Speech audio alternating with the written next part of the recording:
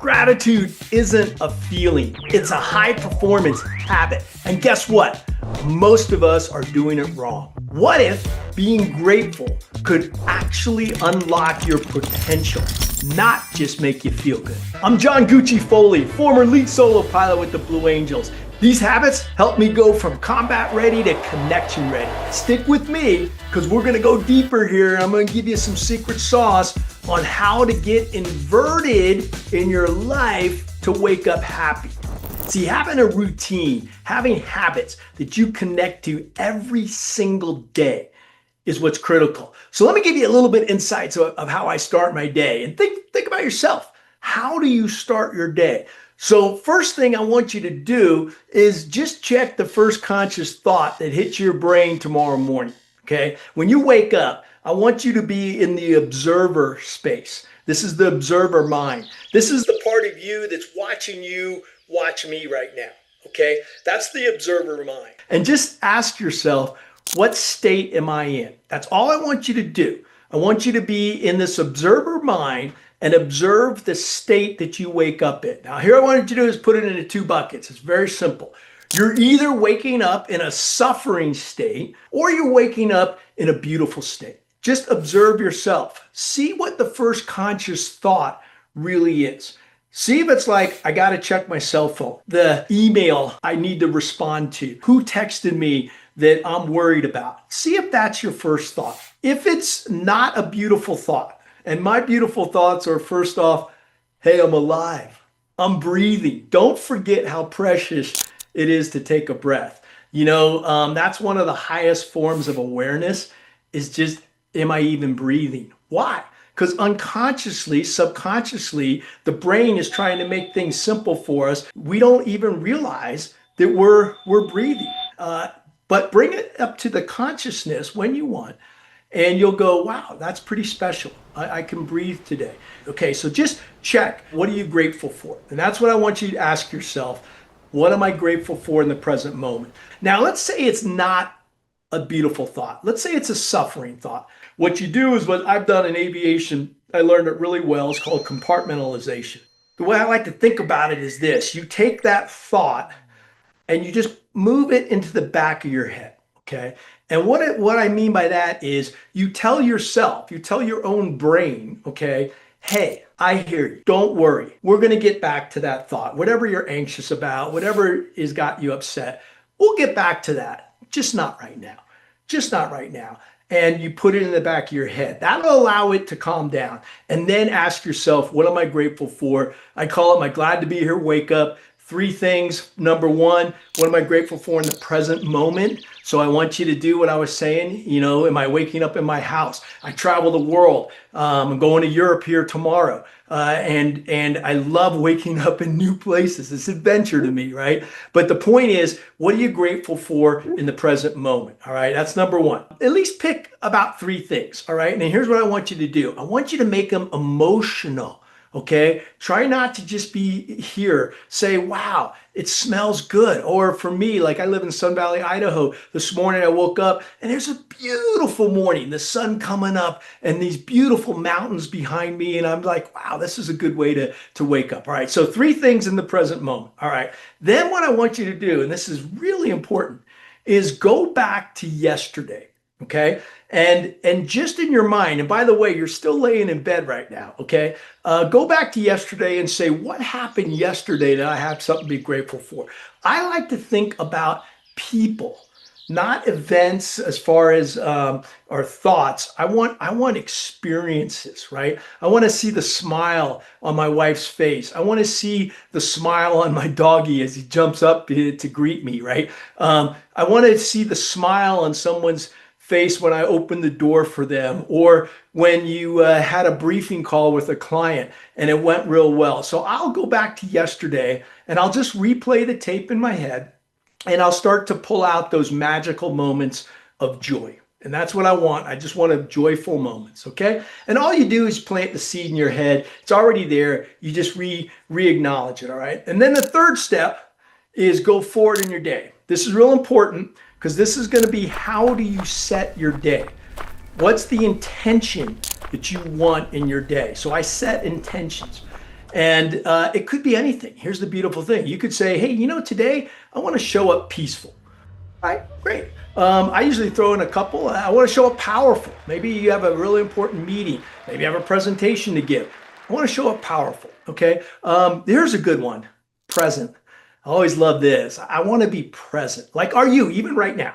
Are you present in the content, or are we driving and doing other things and all that kind of stuff? The point is presence. All right. Really focusing on what we're talking about. So that's step one of the glad to be here wake up. Okay. How do I wake up? Observe it. Number one. Two is if it's not a beautiful state, you compartmentalize it. You say, I'll get back to you, and then go through these three things. Grateful for in the present moment, grateful for from yesterday, and then set the attention of how do I want to show up in my day. That is how you wake up. You can do this quickly. Certain mornings, let's say if you're late, you got to do this quickly. Other mornings, man, you could spend 10 minutes on this. It's really a beautiful thing. That's just the start. Now, a couple of other technique items. When I get out of bed, I want a trigger. Okay. And what's a trigger? Trigger's not a bad trigger. Sometimes people think triggers are, oh, I got triggered. I got anxious. I got mad. That's not the trigger I'm talking about. I'm talking about a trigger to set your day, to set your attention. So here's my trigger. When I get out of bed, I always step out with my left foot hitting the floor first. Why? Because it's awkward. That's why I make it the left foot, right? But this is what I do. When the left foot hits the floor, and I actually watch it, I slow down. The minute it touches the floor, I tell myself, today's not normal. Today's magical. That's what I want you to say. Today's not normal. Today's magical. See, we have to get our brains out of the habit of taking for granted all the beauty in our world, all the beauty in our lives. And it's really a very subtle but dangerous thing to be stuck in only pain, to be stuck in suffering. You want to actually acknowledge that today's pretty magical. The earth is amazing. Have you ever looked up at the sky and the clouds and you go, holy cow, this is amazing. Our atmosphere, you see pictures from space, and you see that the earth, first off, what kind of planet is this? All right, every other planet looks like crap out there, right? Gray and no water. Our planet looks amazing, right? There's something special going on, right? That atmosphere, that thin veil, how precious is that veil to keep out all that radiation, all the stuff that would kill you instantaneously, right? So it's magical. By the way, this is part of this idea of Tantra, and I don't mean a weird Tantra. I mean a Tantra that says things aren't normal. Things are magical. That's how you want to condition your brain to think. All right. So left foot forward. Today's magical, and it's not normal. Next thing I want to do, and I do this every morning. This is why habits are so important, right? Is I actually hit my knees. Why? You want to be humble, right? To who? To the divine, all right? I mean, come on, don't be too egotistical. So I'll hit my knees and I'll look up and I do this. Okay, I kind of a stretch, but it's both. It's physical and mental, right? Looking up is a phenomenal thing. Why did Michelangelo paint on the ceiling of the Sistine Chapel and not the walls? Because he knew this point, and that is when you look up, you have a sense of awe. And that's what we're trying to elicit here, a sense of awe. Even if it's in your bedroom, it doesn't matter. It's really nice if you get outside and just look up. Also, by the way, it opens up your heart. Okay, that's, if you notice, see, I'm opening up my heart and I'm looking up, sense of awe. So I do this on my knees, and then I actually start to stretch. Why? Because we got to have the mind-body connection, okay? It's not just here. In fact, you want to get out of your head into your heart. And how do you do that? Stretching, okay? Yoga, working out, hitting weights hard. I do all that kind of stuff, right? Standing on my head. I get inverted every day. But my point is, the idea is start to get some movement going. Your body's been sleeping. It's not going to feel good if you just lay there. So start to stretch, start to move. And then I add a mind and a body connection. So as I'm lengthening, I'm actually then doing my prayers. Okay. And I always start with, may I be an angel of appearances. May I appear as whoever. And this is what you say. As my spouse needs me, as my kids need me, as my dogs need me, as my team needs me. I always bring my team in there. As my clients needs me. And then what? As the world needs me, right? Just be open to what you can share with people. All right. So that's your own prayers. Make them personal. Make them, you're talking to the divine as a friend. Okay. With respect, of course, but as a friend. Right. And then surrender the outcome of the day to that. Because once you plant the seeds, it's going to happen. There's going to be good things, all right? And that's the key. Just keep planting good seeds. If challenges pop up in your life, and they will, then what you want to do is it's that idea of the gap between the stimulus and the response. What do I mean by that? If you get a stimulus, let's say someone gets angry at you, okay? And you're sitting there going, wow, why is that person, yelling at me? Or why are they even upset, right? I mean, it doesn't have to be yelling, right? And what's your reaction? Your reaction is usually to push back on that energy. So the thing that I've taught myself is just observe and just ask yourself the question, whoa, that's interesting. Why am I experiencing this? And don't blame, don't shame the other person. Just think about, why am I experiencing that? And then even tell yourself, it's really hard. Hey, this is an opportunity. I got something I can learn here. And I got to tell you, especially if the closer they are to you, the more it's like, it's their fault, not yours, right? Well, that's wrong. It's coming from us, right? The world's coming from us, not at us. And we'll talk more about that in a deeper session. But the idea is, get yourself up every morning in the mind, glad to be here. Wake up, have a trigger that today's not normal, do a little bit of stretching. And then for me, man, I go right into a headstand. I get inverted. Why? Because I love looking at the world from different perspectives. I learned this flying a jet in the Blue Angels, man. I got to tell you, even flying fighters, you don't fly upside down that often. I mean, and you normally, if you're in a dogfight, you're doing loops and rolls, and you're actually under positive G. It doesn't, it's not what I'm talking about here. But if you roll inverted, like when I was a Blue Angel, and you're 100 feet off the ground going 500 miles per hour, and then you just roll the airplane inverted. Now what you have to do is you have to jam that stick forward, okay? Otherwise, you will hit the ground, right? And you don't want to do that, you die. So, and you don't want to push too much, because then you'll climb. So you want to stay level. It's a very interesting and technique item. But when you're flying upside down, you're hanging in the straps. We used to call it hanging in the straps.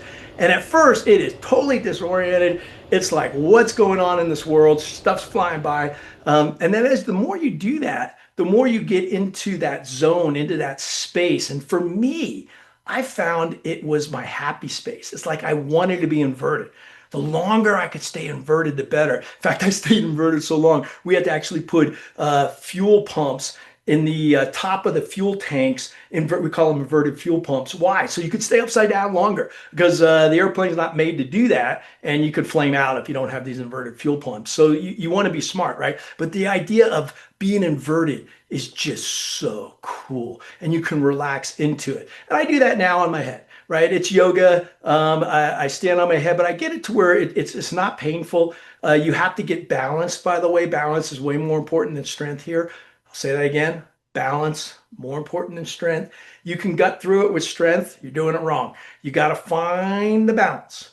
Find that balance point. And it's the same thing when I did vertical rolls. We were vertical rolls in Blue Angels. That's where number 6 got to come in right about 0.98 Mach. It was kind of, you come over the crowd, you scare everybody. I love to watch people, hitting the deck. And then you pull straight up, 7.2 Gs, straight up into the vertical. And then you got to unload the jet. That means 0 G. And then you slam the stick over, and you spiral straight up, and it's corkscrews. It gets really kind of cool, and you're spiraling. I used to laugh and yell and stuff like that as the earth is spinning behind you. But the idea here is, if you are right at 0 G, that'll be tight.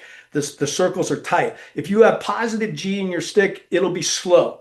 Okay, you can feel the pressure and it's slow. If you have even a little bit of negative G, it'll start to uncouple. What that means is it goes real fast, and then the next thing you know, you'll be going tail over nose, and not a good thing. But the point is, you have to have a good sense, a very good sense of what it feels like. And this is not a heads-up display. It's not something, an instrument. This is a feeling. You got to feel the stick pressure, okay? These instruments just give you feedback. You got to feel it, though, in your heart and your head. Once you connect to that, you're good, man. You can replicate it as much as you want. And that's why I get inverted. I get in a nice natural state. I can stay there for 5, 10 minutes. It doesn't matter. Once I'm in that state, right? And again, this is to wake up in a beautiful state. And then, hey man, I'm ready. That takes all of a couple of minutes, maybe 10 minutes. Then I go get my tea, get my coffee, whatever, get outside, feed the dogs. I mean, you start your next set of things. This is about how do you set your day. This is about how do you wake up. This is about using different techniques. Some days you can do this, I'm not kidding you, in 2 to 3 minutes, okay? Other days, yeah, it takes time. It takes about 10 minutes. So this is adjustable to you, all right? How you wake up happy. Observe. The more you do this, by the way, the more days you will wake up happy, okay? Start with the glad to be here wake up. And that is replay that tape in your head. What am I grateful for? Present moment, past. Set the intention for your day. Do some sort of stretching.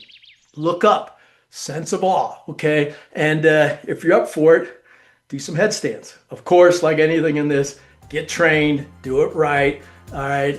There's lots of ways to do this in a way that's safe. Be safe, but be grateful. And you'll see that as you start your day like this, your days will go better. All right, you'll start to have more of those beautiful moments throughout your day. And that's my hope for you, is let's live each day in all its fullness.